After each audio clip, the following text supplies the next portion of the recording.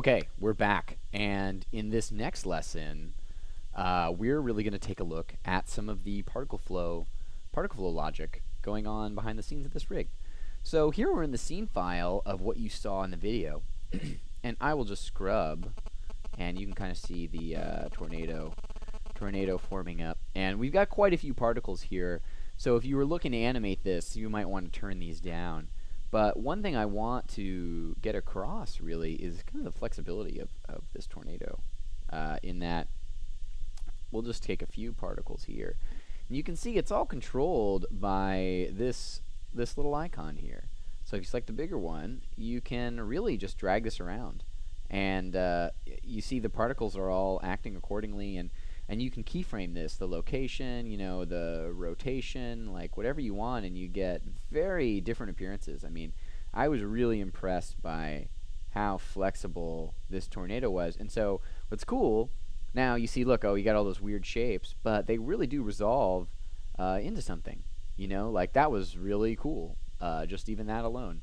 And so really I thought this rig was pretty fun to play with, and you could use this in a lot of shots, and that's really the goal, you know, is to make something that you can use in multiple shots, because that's what you're going to be faced with within production. Is you've got this effect, and it's rarely just for one scene. Suddenly you realize, you know, oh well, the edit has this tornado appearing 4 or 5 times, so you know you've got to set up this shot in this scene 4 or 5 times. So you want to make something that's pretty robust and flexible.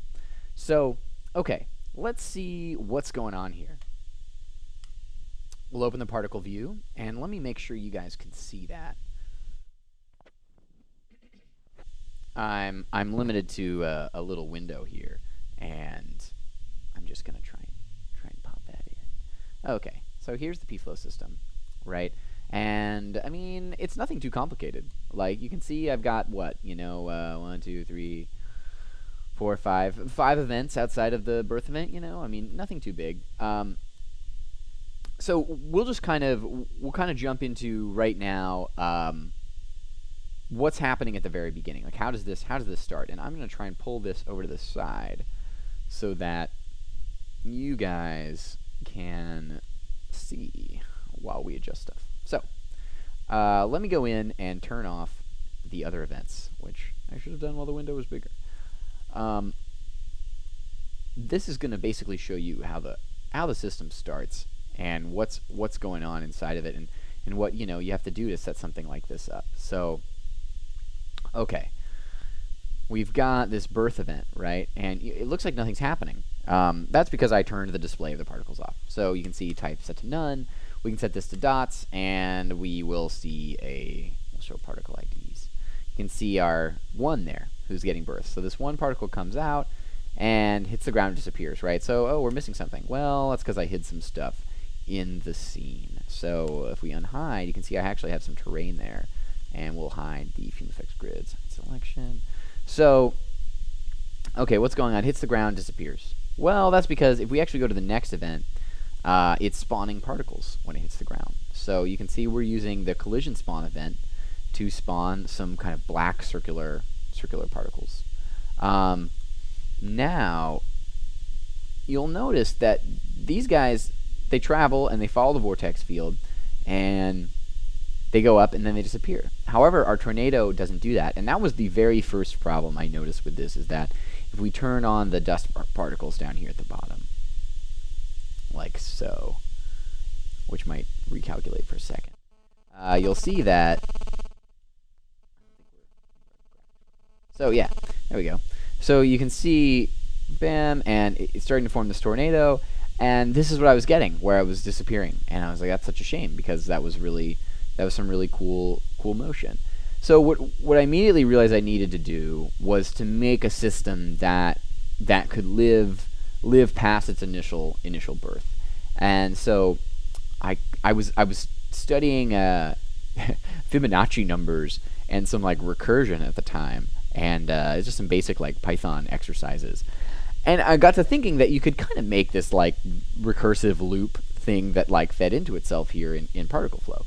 So you'll notice that the goal here is we want more of these particles. We want more of these black guys. They're the funnel particles. We need those to keep emitting. So what I ended up doing is making another event here, and you'll notice that none of this stuff is named. Event 008, event 009, and this is because this was for fun. So at work, you have to name everything, and it has to be very neat and tidy, and so that someone else could open your shot and still understand what's going on. But at home, you don't have to worry about that. So I'm sorry that things aren't named, and I'll just try and do my best explaining what's going on. So, okay, we turned on this event 008. Now, what's happening? First of all, let's go to wireframe mode. And, sorry for my shaky camera movements. You'll see these red guys are hitting the ground. Well, what are they? They, basically, because you can't connect multiple outputs, like from here, from the collision spawn, I can't have it go to two different events. Like, you can't split it that way, so you actually have to, in this the black circles event, I just set up another collision spawn, and you can see nothing particularly exciting going on in here. You know, we're not even inheriting any velocity. I just wanted to spawn some particles. So on the first collision, it spawns an offspring, just one.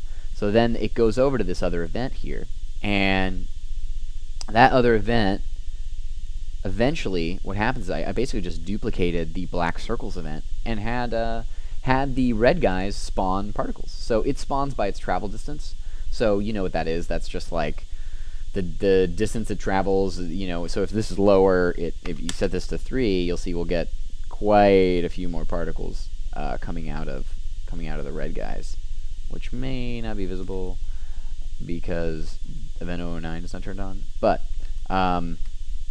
if I turn on event 009, so this is essentially the duplicate black circles event.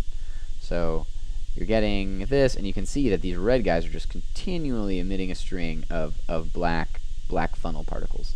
So this is because the travel distance, we'll set it back to 37 or wherever, we'll get dramatically fewer particles, which is good, because I still wanted it to look natural. It kind of looked like spaghetti was shooting out of these red circles, and I wasn't trying for that look. So basically, we've got duplicate black circle events, which both feed in to make these kind of dust particles here, event 006.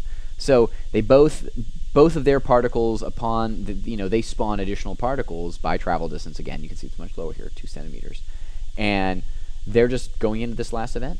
So it's kind of a simple little like loop, and we'll start at the beginning again. So we've got collision spawn right when it hits the ground.